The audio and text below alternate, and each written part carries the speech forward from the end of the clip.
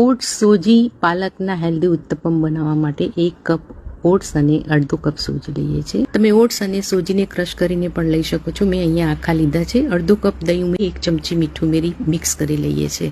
4 થી 5 કાપેલા લીલા મરચાં, અડધો કપ લીલું લસણ, અડધો કપ લીલી ડુંગળી. આ બંને અવેલેબલ ના હોય તો સૂકું લસણ અને સૂકી ડુંગળી પણ ઉમેરી શકો છો. 5 કપ ટામેટા, 1 કપ પાલક, અડધો કપ કોથમીર ઉમેરી લઈએ. લસણ ડુંગળી ન ખાતા હોય તો સ્કીપ કરી શકો છો અને બાળકો માટે બનાવતા હોય તો મરચાં નહીં નાખવાના. બાળકોને આ રીતે લીલોતરી આપો તો હેલ્ધી રહે છે.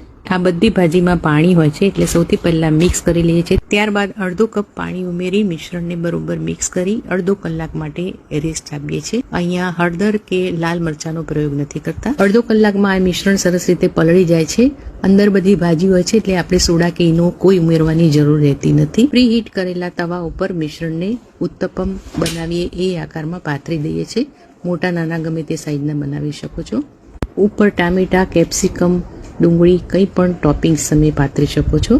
આને ઉથલાવવાની ઝડપ નહીં કરવાની કારણ કે લીલોતરી હોય છે, પોચું હોય છે, તરત જ તૂટી જશે. એક સાઈડ બરોબર થવા દેવાનું, ત્યારે બીજી સાઈડ તેલ લગાવીને ઊંધો કરી લઈએ છીએ.